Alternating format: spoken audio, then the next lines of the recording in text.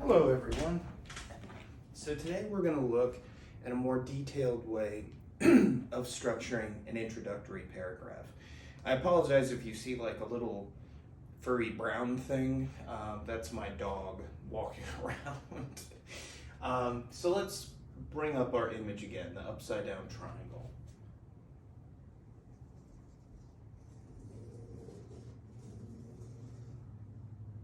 Again, not an artist, bear with me.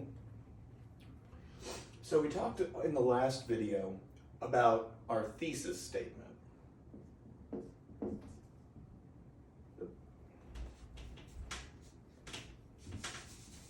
Sorry, wrong place there. Thesis statement goes at the bottom.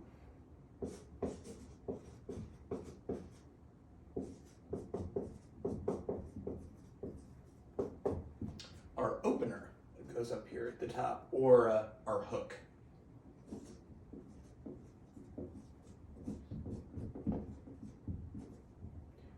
And then in the middle, we've got our details.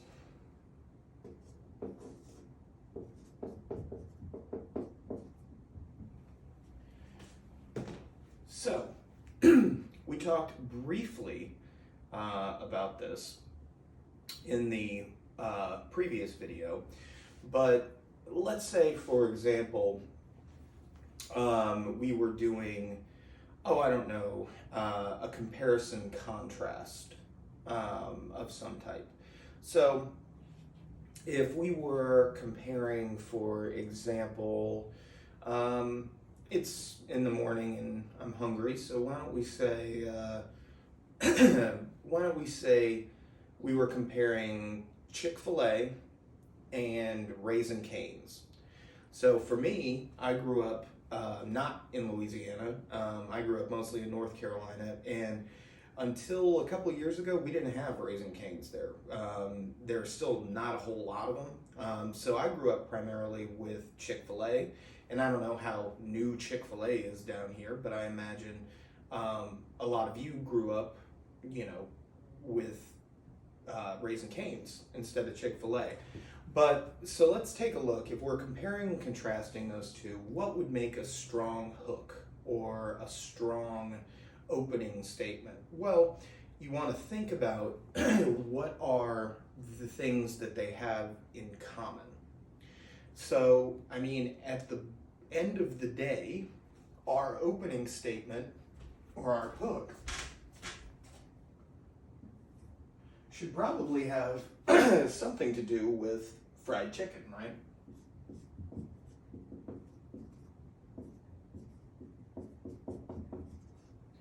I would imagine that there are probably other aspects of those two restaurants that, are common. But at the end of the day, I think both of them are about fried chicken. Now, they go about that in different ways. For those of you that are far more familiar with Raising Cane's than I am, it seems like a lot of their identity is based on kind of like a fun summertime vibe and the fact that the restaurant is named after their golden retriever. Whereas with Chick-fil-A, at least where I was from, it was very much involved in the youth church group, sort of.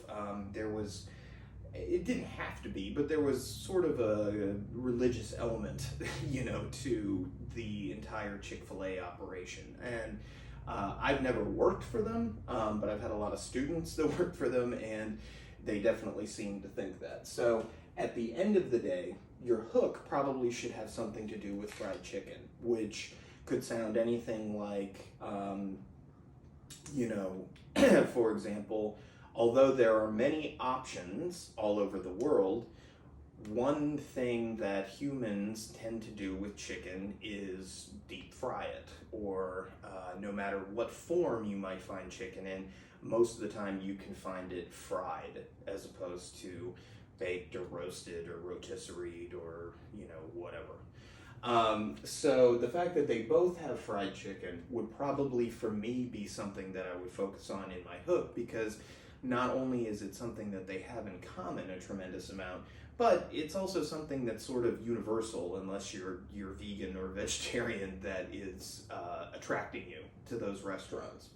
So we've got fried chicken. So details. We want a couple of sentences that are not going to go too in depth into what either one of these restaurants do, because we really want to save that for the comparison and contrast of the two restaurants in the different body paragraphs. If you remember the image that we talked about last time, that sort of line with the little hash marks in it, that's where most of your information is going to go.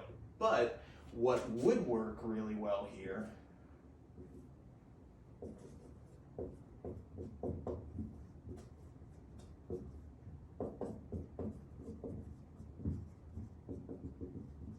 is background information. You know, stuff that's not necessarily specific to the chicken or anything like that, but something that would they might be questions that you would have if you were coming across these restaurants for the first time. So, you know, when we talk about the fried chicken available at both places, I mean, Raising Cane's seems to be primarily about their chicken tenders. Chick-fil-A obviously has their original sandwich, which is a breast sandwich, but they're also really well known for their chicken nuggets too. So that might be something that could be kind of interesting to kind of touch on. Remember, we don't want to go into too much detail here. You're just providing background info. So maybe we mentioned that one place is tenders and one place is breast and nuggets or something like that. Another question people might have is, where and when did they come from? You know, I would have to do research for that myself, and one place that you could look for that is if you were to go to chickfila.com and go to the About Our Company or About Us page, they would probably tell you who was the person that opened the first one, when did it open, where did it open, you know, what kind of business did they do, when did they first expand. You don't have to include all of those things, but saying that, for example, and I'm not saying this is correct, the first Chick-fil-A was opened in Savannah, Georgia in 1978 and expanded to, you know, multiple locations beginning in the mid-80s or something. You know, Raising Cane's, I don't know if it's from, you know, Louisiana, if it's from New Orleans, or if it's from Baton Rouge, or if it's from Houston, or wherever. But, you know, if it's from Texas, if it's from Louisiana, if it's from wherever around here, you may want to note, you know, it's named after the dog that they had. They're really well known for, I don't know, their sweet tea and lemonade, or they're really well known for their tenders, or, you know, they're really well known for their sauces. That's another thing, you know, both of them have lots of different sauces that they have created, quote unquote. So that might be another way to look at it. Another way to look at it might be to take a look and see how much the company is worth now. I mean, or how much does it cost to open a franchise? I know from a few years ago that if you didn't really care where your location was, opening up a Chick-fil-A, you could get in at like $10,000. You could go as high as $60,000 to $80,000 and make sure you got a really, really, really good piece of property. But if you didn't really care all that much, it only cost you 10 grand, you know, to get in.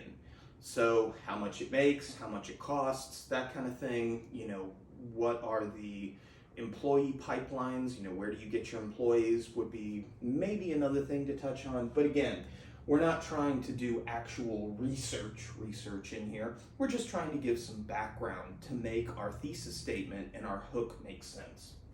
So when it comes to our thesis statement, you want to actually make it a solid statement. So don't be wishy-washy. Don't include words like should, could, might, probably, things like that. You want to be definitive. So make sure you use language that is absolute.